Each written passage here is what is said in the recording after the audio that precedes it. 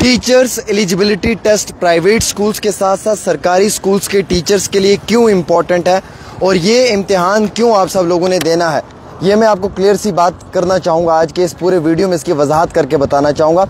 और अगर आप ये इम्तिहान क्लियर नहीं करेंगे, जो प्राइवेट स्कूल के टीचर्स हैं या गवर्नमेंट स्कूल के टीचर्स हैं, तो उन्हें कंपलसरी रिटायरमेंट क्यों लेनी पड़ेगी और इस पे जम्मू कश्मीर हुकूमत का क्या स्टैंड है, ये भी मैं आपको क्लियर करना चाहूँगा। जम्मू कश्मीर की एजुकेशन मिनिस्टर स्कीना इतू जी ने कहा कि जो सुप्रीम कोर्ट की ये जजमेंट है, हम इसे स्टडी करेंगे और हो सके तो हम सुप्रीम कोर्ट में रिव्यू पिटीशन भी फाइल करेंगे। उसके सिवा हमारे पास कोई दूसरा अल्टरनेट नहीं है, क्योंकि ये ऑर्डर तो है नहीं। जिस ऑर्डर को इम्प्लीमेंट किया जाए या ना किया जाए, यह हुकूमत का एक फ़ैसला रहेगा, बल्कि ये एक जजमेंट है और इस जजमेंट को इनकार नहीं किया जा सकता है।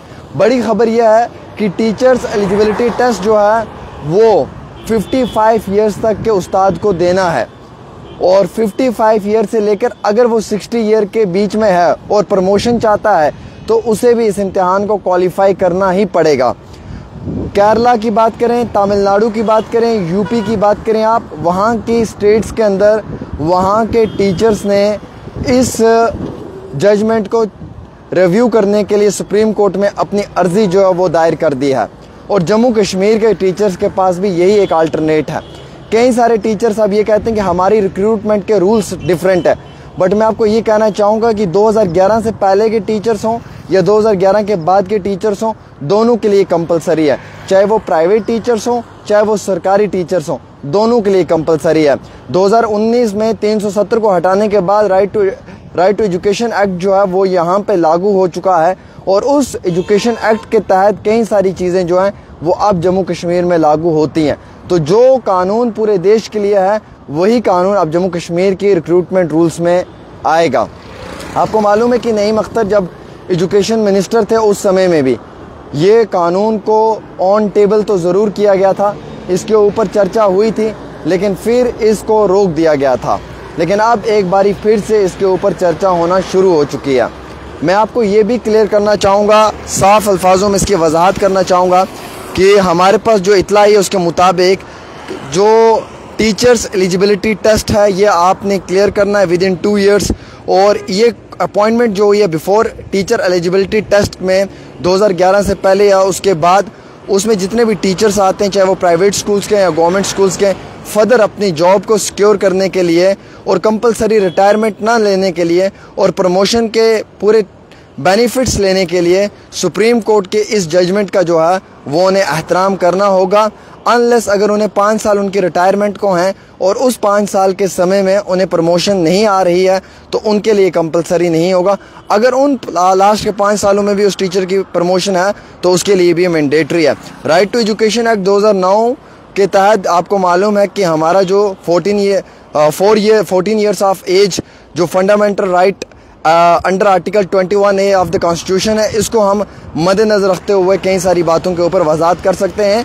National council for teacher education में प्रेस्क्राइब किया हुआ था क्वालिफिकेशन क्या रहेगी टीचर्स की, और उस काउंसिल के कुछ जो नोटिफिकेशंस हैं उनके मुताबिक क्वालिफिकेशन भी मैंडेटरी है अपॉइंटमेंट्स के लिए, गवर्नमेंट व प्राइवेट स्कूल्स के लिए। लेकिन NCT की जो गाइडलाइंस 2019 है उनके तहत जो है वो TET अब जो है वो यूनिफॉर्म नेशनल बेंचमार्क बन चुका है। तो आप टीचर्स की क्वालिटी के लिए या रिप्लेसमेंट के लिए या रिक्रूटमेंट के रूल्स के लिए अक्रॉस स्टेट्स आप इसका जो है वो इसको जो है वो आप लागू कर सकते हैं और इसमें राइट टू एजुकेशन एक्ट जो है आप इसको भी लागू कर सकते हैं। तो मैं आपको बताना चाहूँगा कई सारी जो स्टेट्स हैं वो अलग अलग सुप्रीम कोर्ट्स के अंदर अपनी अर्जियाँ डाल रही हैं, रिव्यू पिटीशन डाल रही हैं। वैसे ही जम्मू कश्मीर के पास भी यही एक अल्टरनेट, यही एक ऑप्शन है, जम्मू कश्मीर को भी डालना पड़ेगा। और मैं आपको क्लियर करना चाहूँगा, देखिए अगर ये सरकार का कोई ऑर्डर होता तो मैं क्रिटिसाइज़ ज़रूर करता। मेरे एतबार से 50 साल का एक टीचर क्या ही आज एग्ज़ाम देगा या वो किस तरीके का पेपर अपना जो है वो आज देना चाहेगा, तो वो मेरे लिए ठीक नहीं है। मैं तो उसे क्रिटिसाइज़ करता, ज़रूर करता अगर ये गवर्नमेंट का ऑर्डर होता। बट ये सुप्रीम कोर्ट की रूलिंग या जजमेंट है, इसको मैं क्रिटिसाइज़ किस चीज़ के ऊपर करूँ ये मुझे समझ नहीं आता है और ना ही मैं इसे कर सकता हूँ। वैसे हमारे पास कोई और अल्टरनेट नहीं है, एक ही है कि हम सुप्रीम कोर्ट का दरवाज़ा खटखटाएं और रिव्यू पिटीशन वहाँ पर दायर करें और ये कहें कि ये कंपलसरी रिटायरमेंट वाले फॉलो अप को निकाल दें आप, या प्रमोशन नहीं मिलनी है ये निकाल दें आप, और कई सारी चीज़ों के ऊपर हम गौर फिक्र करने की कोशिश करें।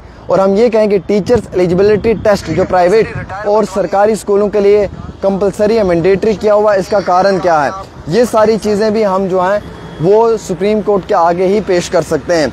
कई सारे हमारे जो उस्ताद हैं, कई सारे जो हमारे भाई हैं, उनका ये कहना है कि टीचर एलिजिबिलिटी टेस्ट होना ज़रूरी है, और कई सारे उनका ये कहना है कि यह होना ज़रूरी नहीं है। अब इस पे मैं ज़्यादा टिप्पणी नहीं कर सकता हूँ, क्योंकि मैं कोई जज नहीं हूँ, मैं कोई ऑफिशियल बॉडी नहीं हूँ कि मैं यहाँ पे कोई अपनी राय दूँ। लेकिन जो खबर मेरे पास आई है मैं उस खबर को पढ़कर सुनाना चाहूँगा।